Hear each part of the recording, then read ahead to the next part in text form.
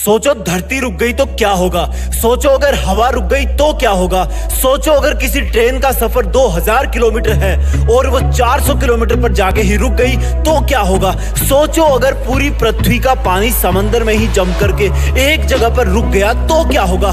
सोचो अगर doctor operation करते करते बीच में रुक गया तो क्या होगा। सबका एक ही जवाब है कि उनका होना ना होने के बराबर हो जाएगा। धरती घूमने से रुक गई तो उसके होने का कोई फायदा नहीं, असंतुलन हो जाएगा, जीवन समाप्त हो जाएगा।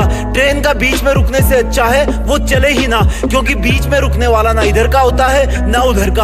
अगर नेचर में हाइड्रोलॉजिकल साइकिल यानी कि जल चक्र बंद हो गया तो भी जीवन समाप्त हो जाएगा। और अगर डॉक्टर ऑपरेशन करते हुए रुक गया तो फिर उसका बेहोश मरीज कभी भी होश में नहीं आएगा। अगर शुरू कर दिया है तो खत्म करके छोड़ो, अपना मकसद पूरा करके छोड़ो, चाहे कितना भी बड़ा सेक्रीफाइस करना पड़े। तुम्हारा हमेशा मेहनत करना ही तुम्हारे जिंदा होने का सबसे बड़ा सबूत है। और अगर लाइफ में तुम कुछ नहीं करना चाहते तो जियो एक मुर्दे की तरह, जिंदा लाश बनकर। हमेशा काम ना करने के बहाने ढूंढते रहना।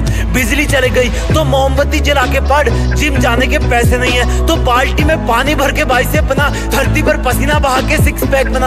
अगर मोबाइल में नेटवर्क नहीं आ रहा तो किसी और के मोबाइल से बात कर, खत्म कर और काम पर लग जा। वेट मत कर नेटवर्क के आने का। अगर स्टैंड पर बस नहीं आ रही तो भीड़ से थोड़ा हटकर स्मार्टफोन में खोए हुए इंसानों की तरफ देख के सोच कि तू आज इस भीड़ का हिस्सा क्यों है। नहीं चाहता था ना तू भीड़ का हिस्सा बनना, तो फिर जो शुरू तूने किया है उसको खत्म कर। चाहे तू किसी भी टाइम में हो, किसी भी जगह पे हो, किसी भी मौसम में हो। बड़ी बड़ी दिक्कत यह है कि तुम बार बार घड़ी की तरफ देखते रहते हो। क्या देख रहे हो? अरे वो नहीं रुकने वाला।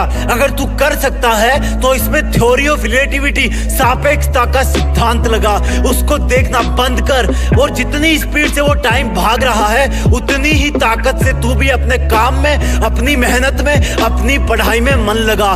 जब तुम भी नॉन स्टॉप मेहनत करोगे तभी तुम टाइम के साथ ढल पाओगे। किसी महान काम को अंत तक अंजाम देने के लिए लगातार काम करना पड़ता है। अगर कोई महाराजा युद्ध करने जाता है तो वो अंत तक लड़ता है, जब तक वो विजेता ना बन जाए या फिर जब तक उसके प्राण ना चले जाए। आज तुम्हें कोई दुश्मन के पास नहीं भेज रहा, क्योंकि ऊपर वाले को पता है कि तुमने तुम्हारा सबसे बड़ा दुश्मन खुद को ही बना रखा है, जिससे तुम कभी जीतना तो छोड़ो, जीतने की सोचते भी नहीं। जिस दिन तुम दुनिया को डील करने से पहले खुद को डील करना शुरू कर दोगे उसी दिन से तुम जिंदा माने जाओगे, क्योंकि तुम्हारा खुद के काबू से भागना ही तुम्हारी मेहनत को बीच में रोकने की सबसे बड़ी वजह है। तुम्हें कोई जबरदस्ती नहीं रोकता है, ये तुम्हारी इंद्रियों का स्वार्थ है, जिसको काम चोरी में मजा आने लगा है। थकना नहीं पड़ता, पसीना नहीं बहाना पड़ता, आंखें किताब में नहीं घुसानी पड़ती, मीठे मीठे काल्पनिक सपने देखने में कोई दिक्कत नहीं होती। धीमे चलो या तेज चलो लेकिन चलते रहो, लेकिन इतना धीमे भी मत चलना कि टाइम तुम्हें पछाड़ दे, क्योंकि सब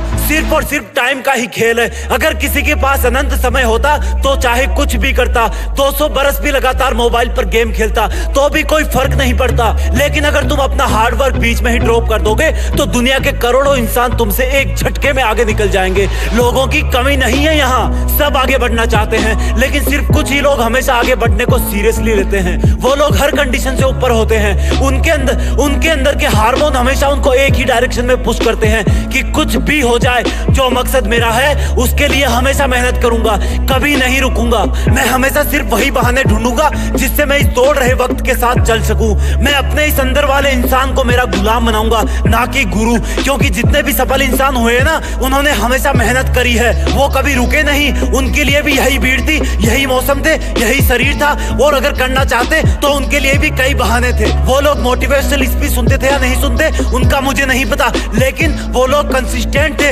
वो लोग लगातार काम करते थे, और यही राज था। आपकी जीत को फिक्स करने के लिए हम ऐसे बहुत सारी वीडियोस लाते रहेंगे। वीडियो फॉरवर्ड करना और जुड़े रहना। जय हिंद, वंदे मातरम।